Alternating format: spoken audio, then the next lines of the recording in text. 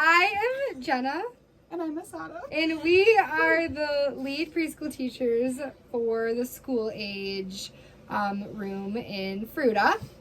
And yeah, I guess we're making this video to just give you all a rundown of our class, what an average day looks like in our room, the schedule, also some of the students that we have that are a little bit more challenging and how we manage their behavior, and then also to kind of talk about lesson plans as well and keep you all in the loop with our lesson plans so you know what we're doing. So the first thing that we're going to talk about is our daily schedule. From about like pretty much 6:30 until 7:30, that's like free play. Usually we have like most of the kids around that time. And then once 7:30 hits, we have breakfast. And breakfast is only from 7:30 to 8 o'clock. And it's optional. So if they're not hungry, they don't have to eat. Yep. And so there's also, so for every child that does eat breakfast, you do want to make sure there's a roster that's hanging up in our classroom that they have an X by their name to let administration know if they ate or not. Yes, that's good. And then after breakfast is over at 8, we clean up breakfast. We clean off the tables, we sweep. And after that, it's pretty much just free play until 8:40. And at that time, I'd say about 8:30 is when we clean up. Okay, yeah, you're right. Yeah. So, yeah, 8:30 we clean up, and then 8:40 it's bus runs. So I will take over the Shelledy school-aged kids as well as the Shelledy preschoolers. So the preschoolers who go to Shelledy, that is from 8:45 to 11:45. And we just all go together. And during that time, I usually try and have the kids play a game on the carpet or read a book, kind of keep them entertained until Jenna gets back. Yep. So that after that, we can either go into outside time or do names depending on what the weather is like outside. Yep. So, yeah, and because it's obviously winter now and the weather is getting colder, we've been doing names first before we go outside. So it warms up a bit. Yep. So once I get back from doing the bus runs, I'll set out the names. Autumn will finish up the activity that she's doing on the rug with the other students, and then we will ask them to get up and find their names. And I think we take name writing pretty seriously. Definitely. And so we spend about like 15 minutes to 20 minutes. 20 minutes on it. Yeah, and also depending on whether or not, like, if they're goofing off or or if they're focused, like, we'll go as long as they can focus and be engaged in writing their names. So, yeah, so that will be about a good 15-20 minutes. Then we'll have them put them away. They know how to do all of that. They know to put the names back in the bucket with the marker. But reminders are definitely very helpful, especially with our classroom. Our classroom is probably, like, I want to say 75 to 80% boys, and they can get very rowdy and rough and tumble, and so verbal reminders are very, very helpful in classroom management for sure. And to note, when I'm putting the names out on the table, like, we have specific kids that just cannot sit by each other, whether it's on the rug, name writing, or eating lunch, or even in centers, like, so that's why I do that mostly, or Autumn would do that, is because, like, there's specific, otherwise it's just going to be a hot mess. Like, they have to be separated. So whoever is here, which will probably most likely be Jenna, she'll kind of direct you and guide you as to which kids can sit together and which kids can't. That way it's not more difficult for both of you. So after they put their names away, they go back to the rug, and then it's time for outside, depending on the weather. With the snow now, we just inform the parents, they have to have a winter coat, they have to have winter boots, they have to have waterproof gloves, a hat, and snow pants. Like, that is a big thing, just because then they're going to be soaking wet for the rest of the day. So, but anyway, so we'll get on all of their winter gear, and then we go outside for about a good 20 to 30 minutes, depending on how cold it is, or, you know, if it's raining, then we come back inside earlier. Or if they have a ton of energy that day, we usually push it a little bit longer just to get more of their energy out. Yeah, depending on the kids' behavior, the weather, just kind of how the day is going. Yeah. And also, like, your daily schedule is going to constantly change. Like, you know, it might take us 10 minutes longer to get in from outside because we're not listening, or it might take us 5 minutes shorter because they were listening. You know, your schedule's never going to be exactly directly on, you know, 9:30 on the dot, 10:30 on the dot. The only things that are pretty much set in stone are breakfast cleanup, lunch cleanup. That way we can, you know, help out the kitchen too. We're not running lunch until 1 o'clock and, you know, poor Miss Julie or whoever's here is stuck cleaning for, you know, ever. So those are the only 2 times that we are really strict about the time. So we come in from outside around like 10, and then we have them wash their hands. We got to take all the winter gear off, and then after that, it's circle time. And a good way for hand washing to go smoothly is to have a teacher in each bathroom monitoring behavior. Like I said, we have mainly boys, so as much supervision on them at all times as possible. An example is, like, literally I found Logan in the trash can, and Brody will roll around on the ground or hide between the wall and the toilet, like, daily. Like, this is or the behind behavior. the doors. We like to play behind the doors for some reason. I mean, behind the doors, screaming at each other. Or, so definitely having at least, at the very minimum, 1 teacher in or over by the bathrooms to make sure that they are washing hands, making good choices, and getting either seated at the reg or doing names depending on what the day was, what we did in the morning. Is super important, and it's going to be a lot easier for you as well. Yes. So, so after washing hands done, they hung up, like, all their winter gear and stuff. Then it's circle time.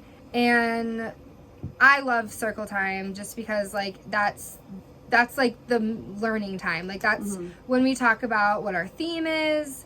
You introduce a new topic. We have letter of the week. I feel like our circle time looks a little bit different than a traditional, like, preschool room. Like, we do the calendar and stuff like that, but I really think it's important to just focus on, again, the theme, like what you're learning. Like, we've done anatomy, we've done the human body, we've done hibernation, we've done Christmas. Oh yeah. But what did we do in, like... You did, like, brushing teeth. Oh, yes. We did, like, dental hygiene. We've done... farm. That was a good one. We've done farm. Like, and that's the time where we really, like, just... We have conversation. We do activities relating to what we're learning. And they love it. Like, if we're excited about it and we're engaged, like, they love it.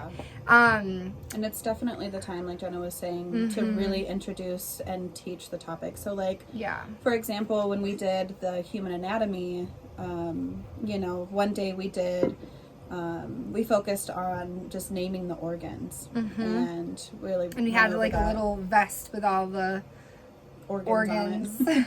And, you know, like, Jenna did a circle time with that, and she just really went over, like, what's this called?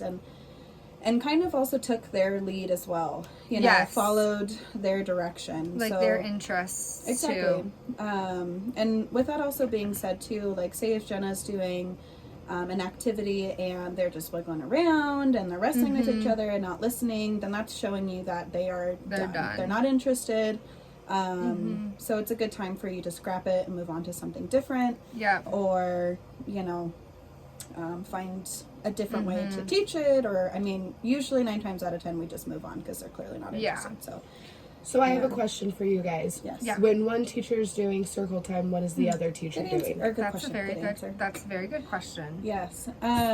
So whenever one teacher is doing circle time, the other teacher is getting the center set up. That way when we're done with circle time, we can just jump right into centers. Yep. And what centers are they are structured group activities, like small group activities. Related to the theme that we're teaching. And there's always 2 teacher-directed activities, and then there's 3 child-directed activities, and we usually have the 3 tables with centers on them, and then there'll be 1 teacher on one end and 1 teacher on the other end, and then the center table, both teachers will kind of help monitor and direct that as well. And I'd say, like, the ones that usually are teacher directed would be like the art project, and then either the math or literacy center, and depending on how like advanced or intense that is. Yeah, how complex it is. Yeah. So like, say if we're doing like for our writing center, we have, write about what your favorite thing you did on winter vacation was. That would be a teacher directed activity. And then say we have a math center that day as well, where they're making Christmas shapes out of tangrams. That's more of a child directed activity. Yeah. And whoever is here will help you, will tell you which one that they would encourage you to be at. That way you kind of have an idea as to where you need to be. Yeah. And then also, with that being said, there's these weekly lesson plans that we will have filled out as well. Yep. That will have the activities, so like for our centers. So math and science, writing, art, and etc. And whoever is there with you will also kind of help guide you through that. And we were also just told that this will be uploaded onto like a drive. So you will have access like digitally too. So like, maybe say you're scheduled in our classroom on a Monday and Tuesday. Like maybe on Sunday you can quick pull it up and just like look through, like look at the day, and then you'll be like, oh, okay, like this is what we're gonna do tomorrow, cool. Like then you're kind of prepared, so then when you come in, we'll just tell you or like help you like set up the center, but at least you know what it is. Well, and that will be on Voxer, right? Yeah. So and Voxer. Okay. Yeah, and I don't mind. I can, once we're done with the lesson plan, I don't mind. I can quick send a picture on Voxer too, so then that'll be easier for you to just quick look at. But that way you have an idea, like Jenna was saying, as to what we're doing. Like And then say, if you're coming in to, say, take over for me for maternity leave, and you would like to help lesson plan and things like that, this will be in that folder that Jenna was talking about. It'll be like a template for you to pull off and print off. We'll also have our schedule in there, any important information that you might need that will help you be successful. And if you have anyone who's watching this video going to be in our class, like if you have ideas too, like we would love to hear them. We have pretty much 5 centers every day, and some days we have more kids, some days we have less kids, so we've never done 6 centers. I think it's usually done it once or twice. But it's usually really 4 or 5 centers.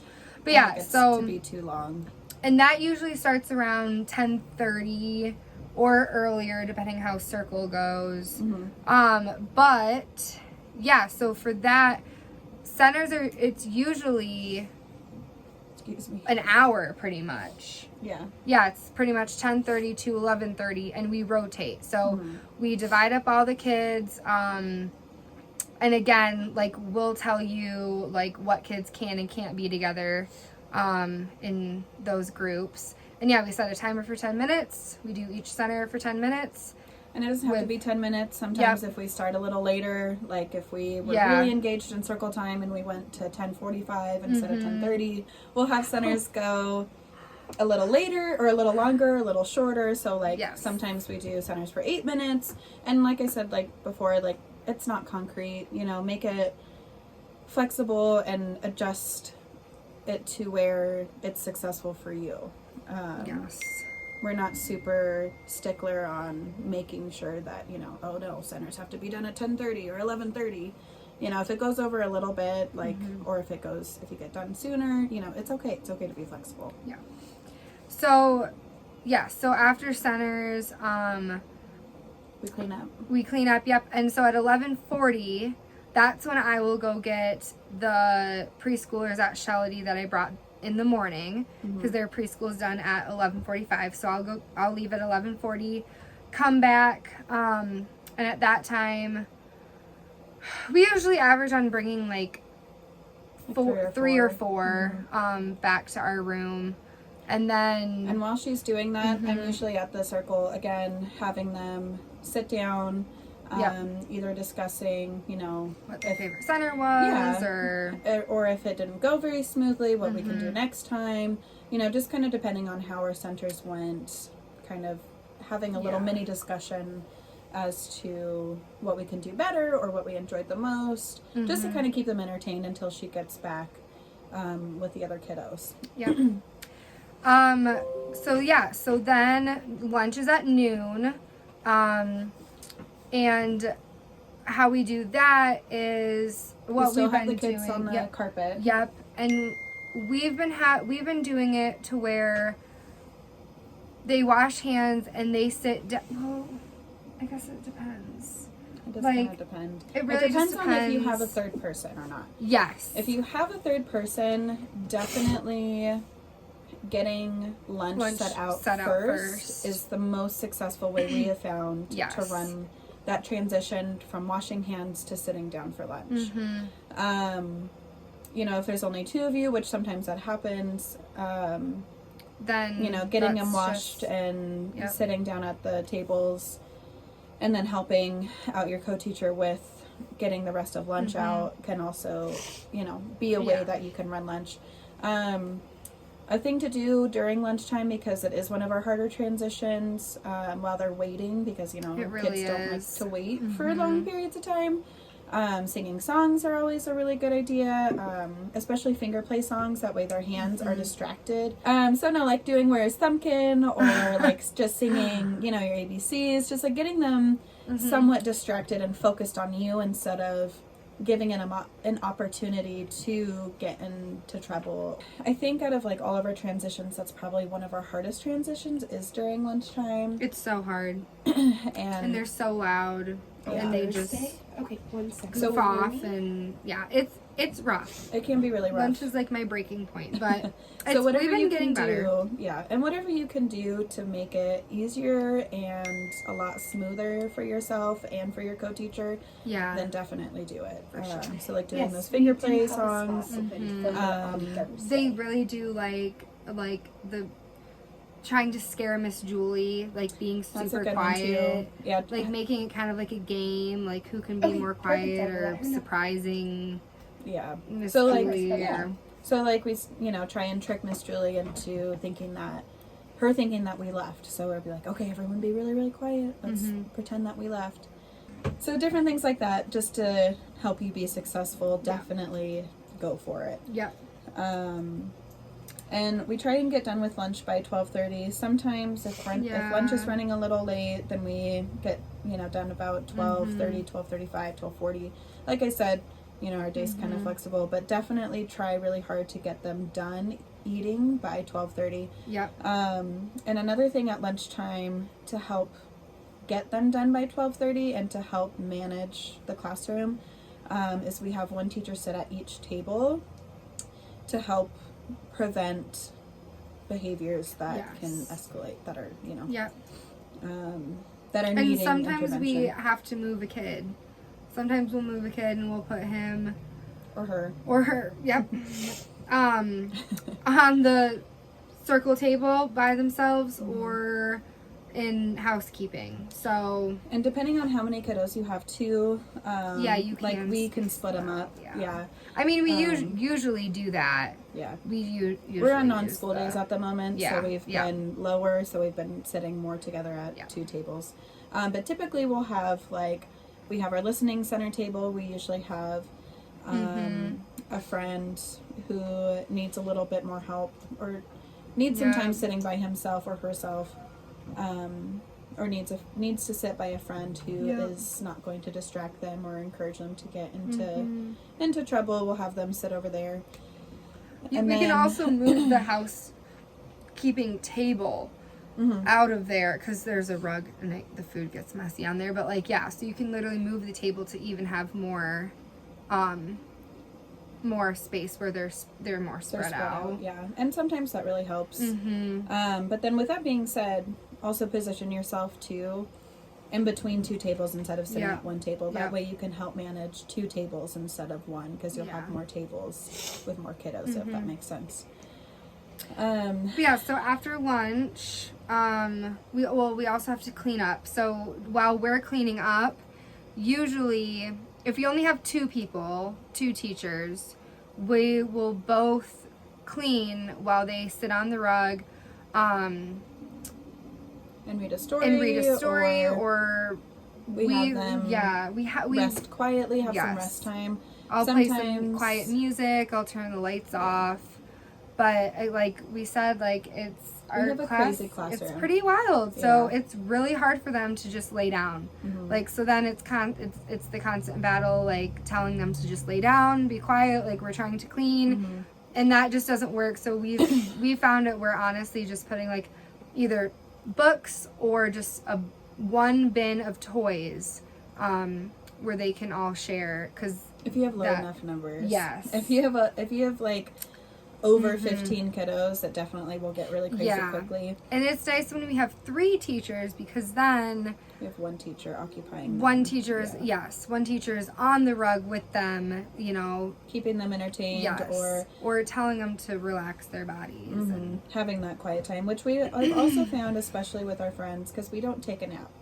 So some of our friends do need to have that 15 minutes of rest time to kind of reset and recharge.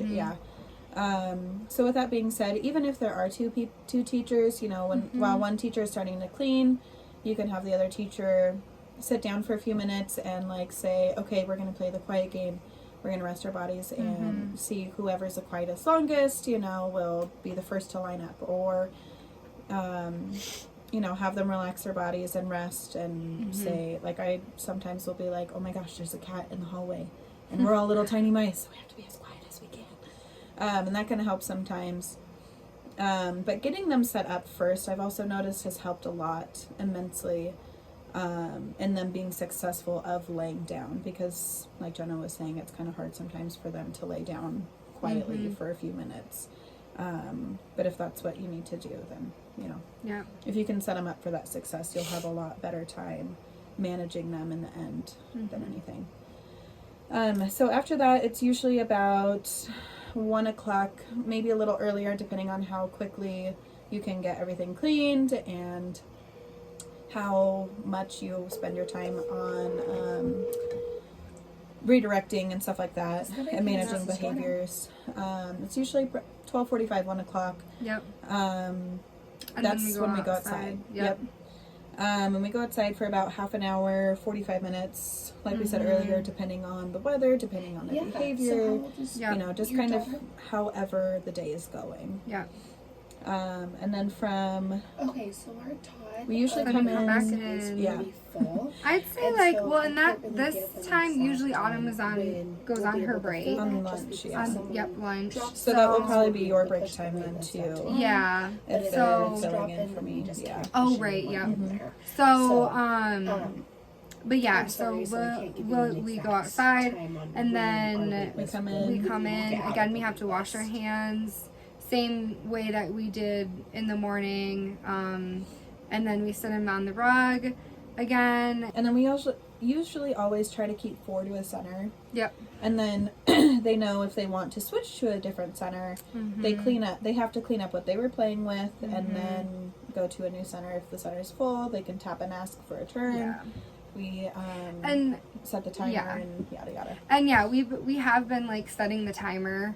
Like if a friend really wants to be at Play-Doh, they come up and they're like, I really want to go to Play-Doh. Like, okay, maybe we'll set a timer. But like, again, like we've been trying to like not do that as much because then it gets a little hectic for you. It gets crazy. You're setting like 20 timers throughout free play, which we're trying to teach them to you know, talk to their friends about it and figure out those situations on their own. So we don't have, problem solve on their own, so we don't have to be involved so much. So then about 2:30, and especially on school days, we clean up right at 2:30. So there's one of those times that is more concrete. Yep. Because when it's around this time, now we are on a schedule because we have bus runs to do. We got the classroom to clean up and snack. So we really got to make sure that we're trying to stick to that schedule as much as possible. Yep. So from 2:30 clean up, should usually only take them about 2-3 minutes. Have them sit down, and kind of like with lunch, you know, have someone entertain them on the carpet while the other teacher is cleaning the tables and getting snack passed out. Also, I leave at 2:20. Yes. Or anywhere from like 2:20. Sometimes I maybe will stay to like 2:45, 2:30. But yeah, so that's when I leave for the day. Side note. Yes. So it's gonna be you and your and another teacher that will be in there. So yeah, what was I gonna say? I lost my train of thought. Snack. Yes. Thank you. Okay, so snack time. Then we want to have them sitting down eating snack by 2:45. And then I usually set a timer, and they know this too. But you know, reminders are always very helpful. I'll say, okay, we have until 3:10. So that means, you know, depending on when they've all sat down, sometimes it may take a little bit longer, just depending on how the day is going. But I'll tell them, you know, we have 10 more minutes and we got to eat snack and we got to be done. We don't do seconds on snack, just because, you know, they've had lunch, like they don't need it. They'll say that they want it, but they don't really need it. And also we need to save some for our school age friends, because our snack is also divided between our preschool friends and then our pre-K friends and then the school age kiddos. So we try and get them done with snack by 3:10 at the absolute latest, and then have them sit on the carpet, because then that is either your opportunity or whoever's in there with you's opportunity to get your classroom clean. And then you do a really thorough sweep. So that means sweeping in underloft, sweeping in the bathroom, sweeping by the back door, sweeping over by housekeeping, like making sure the entire floor is swept and cleaned. Our classroom is a really high traffic classroom at the end of the day. So we have been waiting to mop at the very end of the day, especially with the rainier weather and the yuckier weather, because we track in mud and then you're ending up having to mop twice, which is not fun and takes up a lot of time. It could change though, just kind of depending on whoever is there. They'll tell you, you know, kind of what to do there. But making sure we get that thorough sweep is really important, especially over by the garbage cans and by the coats. A lot of stuff kind of gets tucked underneath there, so sweeping under there is really important. So yeah, so that's what you'll do. And then also make sure you get your garbages out as well, so that whoever is closing down up front can pull the garbage can out and is not waiting. And that's kind of when you would close down one bathroom, or no? Am I so wrong? It kind of depends. We've kind of been going back and forth with that. Like I said, your afternoon person, which usually is Taylor. Closing supervisor. Thank you. Our closing supervisor will direct you as to what they want you to do. Usually we wait to do bathrooms and vacuuming the carpet when we're all outside. That way there's no kids in there and you can get it done without them around. But yeah, so during that time, while a teacher is entertaining, the teacher who's on the carpet usually does like a review circle time. So they'll talk about what we've learned that day. Letter of the week, maybe. Letter of the week. Sometimes we'll read a book or we'll play a game. Something to just kind of keep their attention, and then review our day until about, when is it? I want to say 3:40. 3:40 is when we have to be outside, because then we do our second bus run of the day, and that teacher needs to be on their way over walking at least by 3:47. That's kind of what I've noticed is a good time. Because then our first group of friends get out by 3:50, right? Yeah. And it only takes you like 2 minutes to walk over there. But yeah, so you want to be outside with all the kids by 3:40 or on your way outside by 3:40. That way you kind of have like a 5 to 7 minute window for that second person to step in for you or for whoever is running to go get the kids. Yeah, so like once you get the kids Thank you. from Shelley, they're all over, you all have transitioned back over from Shelley. That's when the Shelley grade school kids will then eat their snack. Yeah, and so that, I guess, so yeah. With that, if we're outside, if the weather is permitting, like everything basically, while the one teacher is running over doing bus runs, the second teacher that is there will set out. I usually say I start with 5 snacks because not every Shelley friend will eat snack, nor do they have to. So I always do about 5. I get 5 snacks out. If there's more friends that want snack, then you can always add more, but it's easier to add more instead of take away. So that when they are back from Shelley, they will be ready to sit down and eat their snack. And they will tell you too if it's not out. Where's my snack? Yes. Yeah, so then they go in, put their backpacks up, come out, eat snack, and then depending on the weather, if it's nice out, we like to stay all the way out there until 5 o'clock?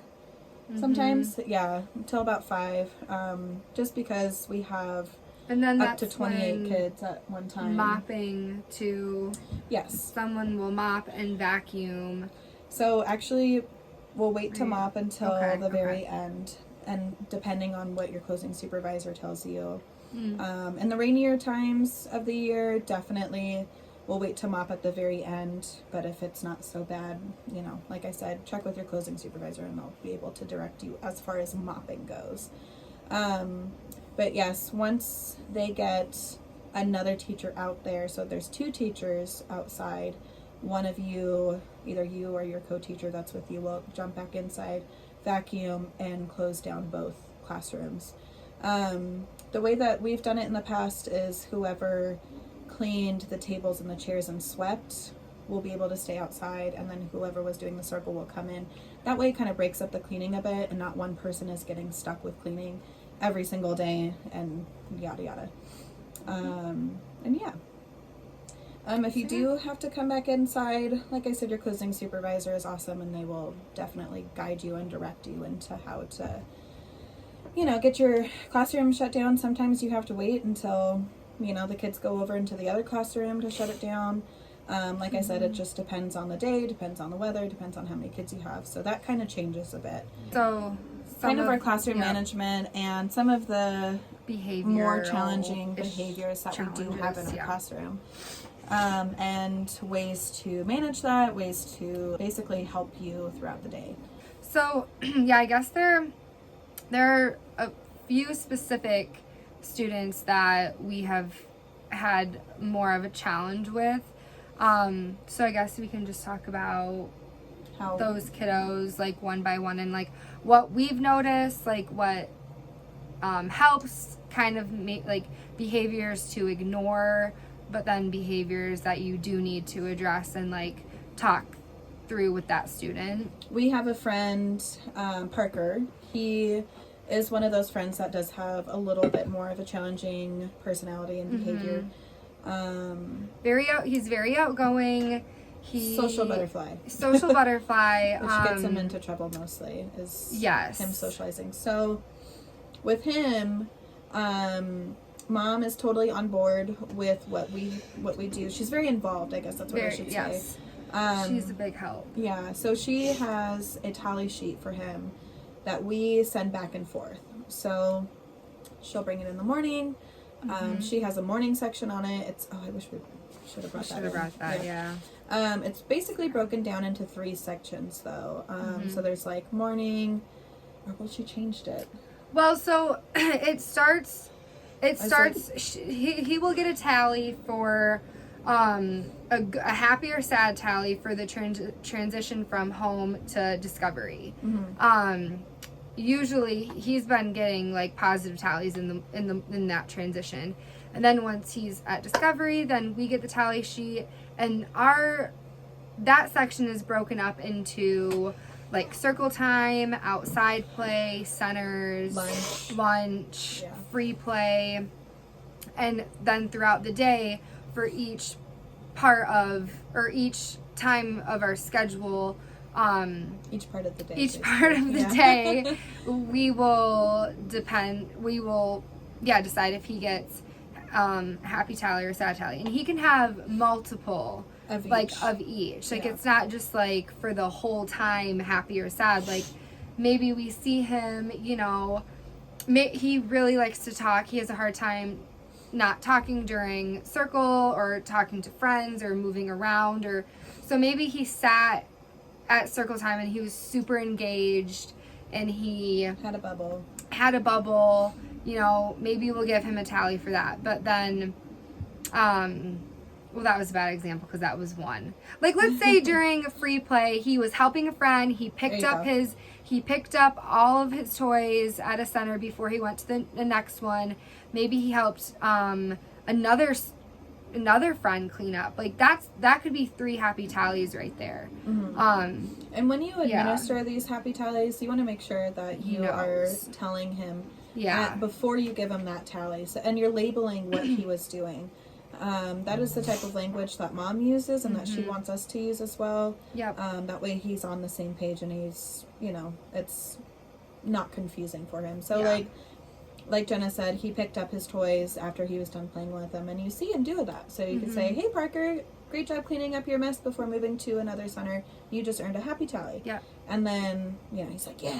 He gets pretty excited. Yeah, he definitely gets excited and responds well to it. Yep. And then at the end of the day too, then once he's picked up, like we will send that home with Mom, and then the rest of the night, she will continue doing the tallies with whatever their schedule is at home. And so if he gets more happy tallies than sad tallies at the end of the day, then he gets a reward. If he gets more sad tallies, then he has a consequence. And so if he's having a hard time listening and he's getting a lot of sad tallies, you can use, "Hey, what are you working towards tonight? Oh, you want to play with your RC car for 10 minutes before bed. Well, do you think with how your day is going and how many sad tallies you have, is that, is that what's going to happen? If not, let's change our behavior. Let's make some better choices. Let's earn some happier tallies." And that kind of also helps him as well.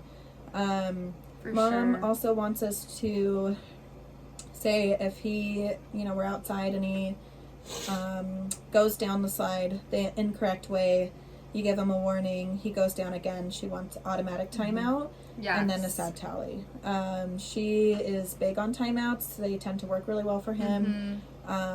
With that being said, when you do a timeout with him, set a timer for 4 minutes, and then at the end of the timer, discuss with him why he was in that timeout, that he earned a sad tally, and let's make some better choices and then move on. And that the automatic timeouts, I mean, that's another thing that we've done with other students too, like because they all know the rules. We go over them a lot, and it's they know what they're doing is wrong. So like an example of like an automatic timeout that we would give outside, or I also say taking a break. It kind of depends on the kids. Or how, and kind of how the parents are too. Some parents are like kind of hesitant towards timeout, so I like to say taking a break. I usually use that language a little bit more because it seems a little bit more accepted. And also, that's basically what they're doing. That's kind of what a timeout is. It's taking a break from what they're doing, either playing outside or, sitting at circle time. But they're going to go take a break. An automatic break or an automatic timeout would be like throwing the rocks or going down the slide head first. Things that are super unsafe that we've talked about many times, and either Jenna and I will be there to tell you and let you know like what those automatic timeouts look like or breaks. Logan is another student who Mom and Dad are okay with that, but like, because I guess we can talk about him later, but that's another student. Logan and Parker for sure are like, they know what automatic timeouts are. Yeah. And parents want us to use that language with them as well. So that kind of covers Parker. Yep. We have a few other friends. One of our friends is, I guess we could say, like, so Parker has the tally sheet, and then there are 3 other friends that have the tally sheet, Roman, Brody, and Alexandra. But it's not working. That is not working with them. So that will be changing. Yeah. So now we need to figure out something else, like, because we don't have enough parent involvement for it to be working efficiently. So with them, yeah. By the time that y'all see this, hopefully we'll have another strategy. You will, definitely. Yeah, we're making it happen. Yes. So those 3 friends will have a new behavior management strategy. Check with Jenna or I what that is, and we'll definitely fill you in as well. That way you have success with them as far as managing their behavior. Roman is one of those friends. He is a very emotionally driven friend. He feels his emotions very deeply. And so with that being said, he is one that really responds to taking a break and calming his body down. And using that language of taking a break is really important with him as well. Not so much timeout. It's more of taking a break from centers, calming your body down. Being alone.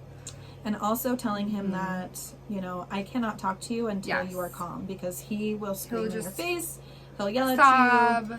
Yeah, and you can't get anywhere with him. So with him, definitely removing him from the activity, having him take a few minutes to calm his body down, and then talking to you when he has a calm voice. I always say, when your voice sounds like mine and it's nice and calm to where I can understand you, then you can come talk to me. So that really helps with him as well. And like I said, whatever we have figured out for him, we'll also let you know. Brody is a very incentive. I'm going to say one more thing about Roman. Yeah, no, definitely. There's also times, too, where Roman he's very emotional, but he also really likes attention. Yes. And especially negative attention. And some of just the behavior or the choices that he makes, it's good to ignore. Like, I'm trying to think of an example. Yeah. He's doing that to get your attention, to like have an argument or a fight, or, he wants to have that. Or like, and he'll be having a full blown like meltdown for a problem that isn't even a problem, and we know that because we're rational. They're not.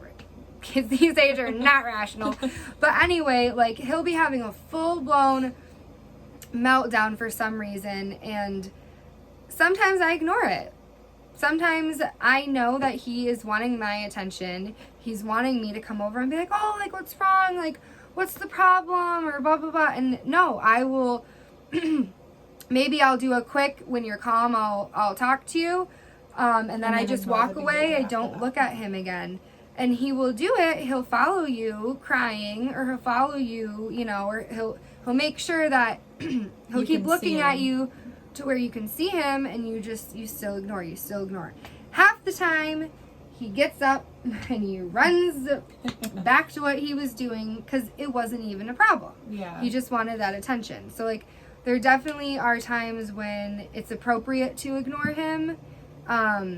But then there are other times where it's not appropriate. When it's he's not running and hiding in the bathroom, and where you like can't that, see him, you have, and that you have to be stern.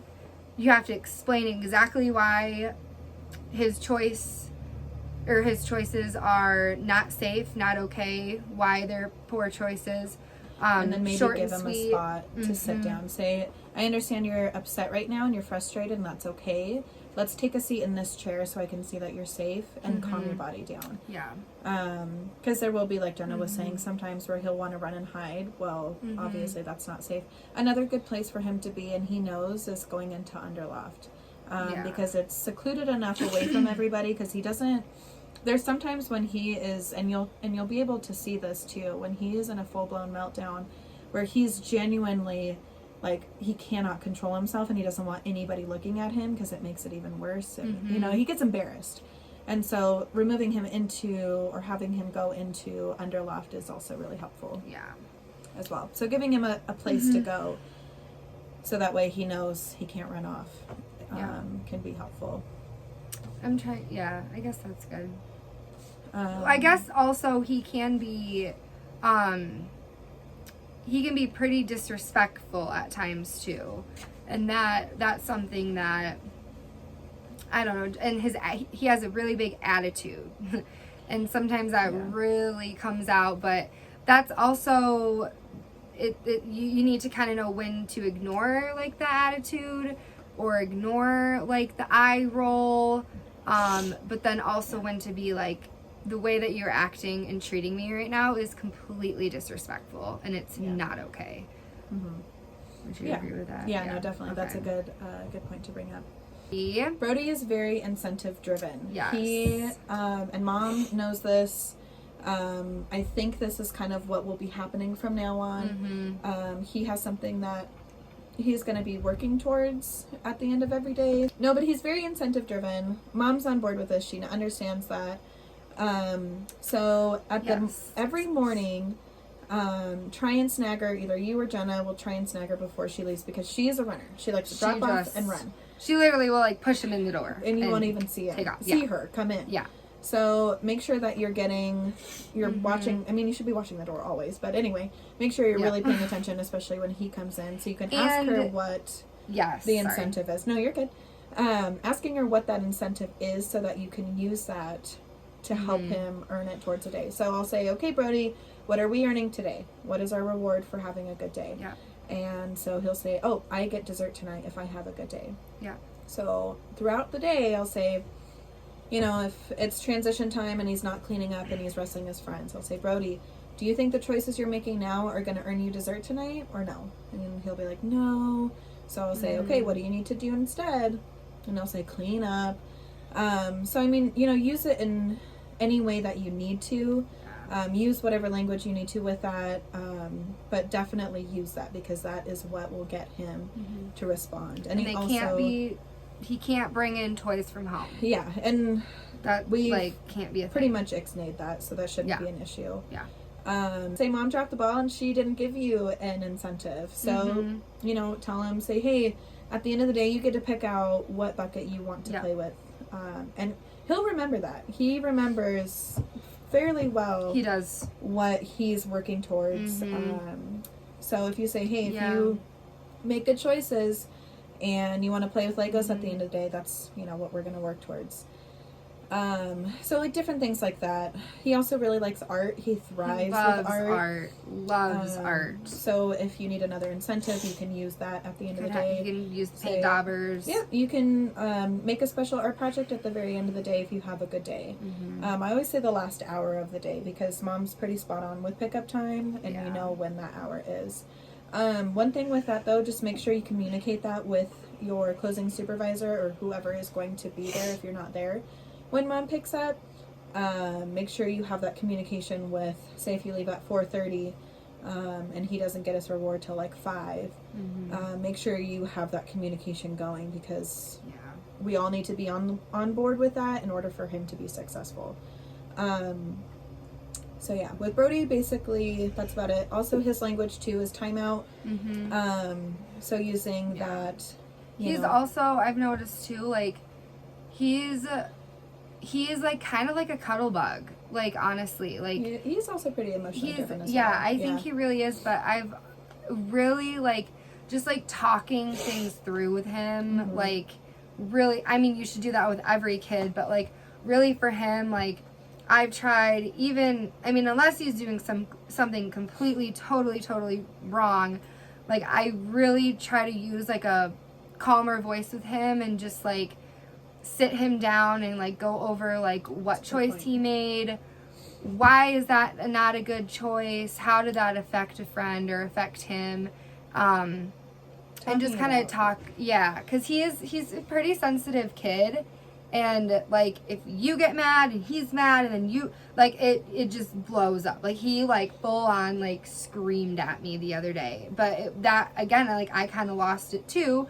So it just like blew up. But so yeah, just know that he is really sensitive, and like if you really do just like sit down and talk with him, like he calms down.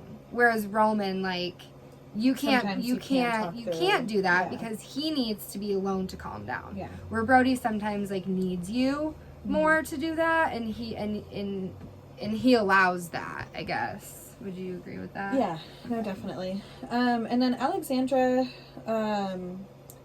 like we said, she is also one of those friends that we need to get something figured out with the parents. Yeah. In order for her to have another behavioral management tool.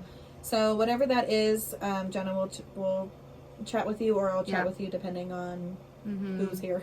But with her, she's just like wild. She is a girl that cannot sit still to save her life. She loves to wiggle. She also is a social butterfly. And talk.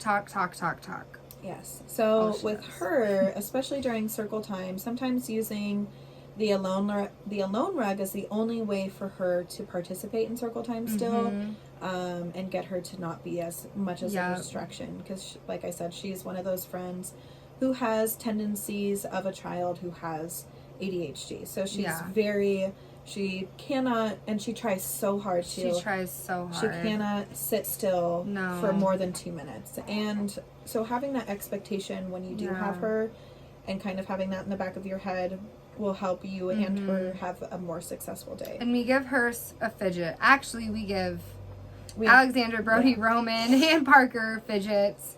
But during circle time, I think a fidget does help Alexandra.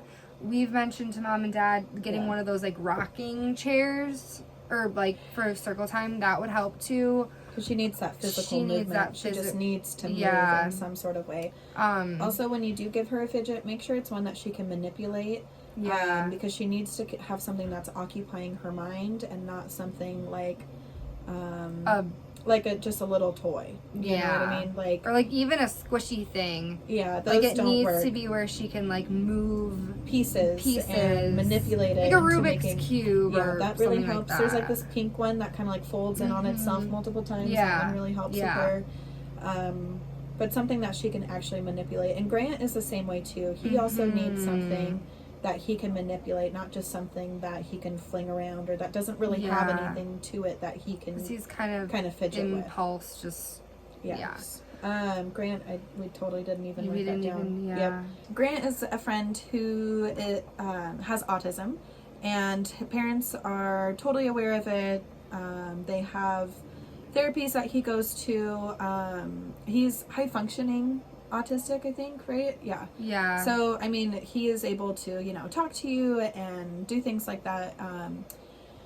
He has a very hard time controlling his impulses. So and again, he's very like even in conversation, like you have to say like, Grant, look at my eyes, like get down on his level, say look into my eyes, focus on me, otherwise he will be like this. Like, so, and another thing too is we try to say like gentle hands. He has a tendency to hit or put his hands or squeeze, like put his hands on people. Yeah. So he the language that his parents use and his therapist use are personal space, and I always do this hand motion with them as well. Stay in our own personal space, and he knows to do that. He is a very affectionate friend, and so he likes to give friends hugs, and he squeezes really tight. He also likes to squeeze. The sensation thing, of like, you can squeeze down his arm, like if he's if you need to have a quick check-in with him, like you be like, Grant, like let's talk, and you can squeeze down his arms. That really helps kind of calm him down. But yeah, making sure to use that language of like keep our hands in our own personal space, and just impulse control. He, like we said, he has a hard time with impulse control. And he has a fidget too. Yeah. So like during outside time, we have boys, like we were saying, and so they all like to rough and tumble with each other. So making sure that you reiterate that. Oh yeah. Oh, Logan. Oh. Well, our whole class. Our whole class. But really making sure you use that language of like keeping our hands to ourselves. If we are going to play tag, use gentle touches when we do tag. Things like that. And Mom and Dad will also ask, how his day's going. And so when you reiterate, just, we were just having a hard time staying in our own personal space, or we were having a hard time using gentle hands, that's some of the language that they like to hear as well. And also, side note, because I leave at 2:20, I actually still need to talk to you about this. I feel like we need to do a better job, like, communicating, like, how the end of the day went for maybe one of the kids who was struggling when I was there. Because when I leave, I try to message the parents and say, hey, like, when I was there, he was having a good day. But then just so we're all on the same page, so whether that's Autumn or whoever's watching this video, or Mandy or Jen or anyone, like, we can use our school age Vox group chat and just be like, hey, like, Jenna, I know when you left, like, Roman was having a really hard day. Just want to let you know, like, when you left the rest of the day, he did great. Like, he did great. So just so I know. Or the opposite, when I was there, he was having a great day, but then when I left, he punched a kid in the face. I don't know. Something like that. So you want them to Vox or you? Yeah. Okay. So whoever, just so then, like, we're on the same page, so then in the morning, I can know, because I've had some parents be like, oh, like, heard he had a rough day or whatever, and I was like, I didn't know that. But, like, I was like, I thought he did great, but really, like, it was just that one part of the day. But, yeah, so just having, like, all of us on the same page, and so then I think if we're all consistent and we all know, then it'll be better for the student, family, you can also everything. Talk with the parents. Exactly. What happened. Exactly. Yeah. And that'll look good that we have good communication, because I talked to Autumn last night, and like Anyway. Another thing, really quick. Another way for general classroom management. We have punch cards that we use. They're in a little blue box, which I was going to bring and I totally forgot. They're in a little blue and gray box that will be labeled punch cards. If you see a friend making a good choice without being prompted to, and this is for all the students, every single kid, yes, then they can earn a punch. They know that if they ask for a punch, or if they say, hey, I'll go clean this up, can you give me a punch? Like, they don't get one. Because the point behind the punch card is for them to have the incentive to make that good choice, whether they get a reward or not.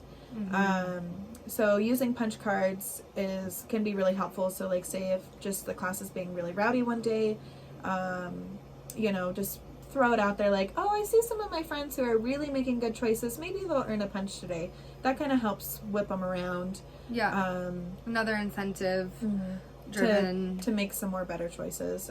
Our kids are definitely incentive driven for sure. Sorry, that was long. I know, it was really long.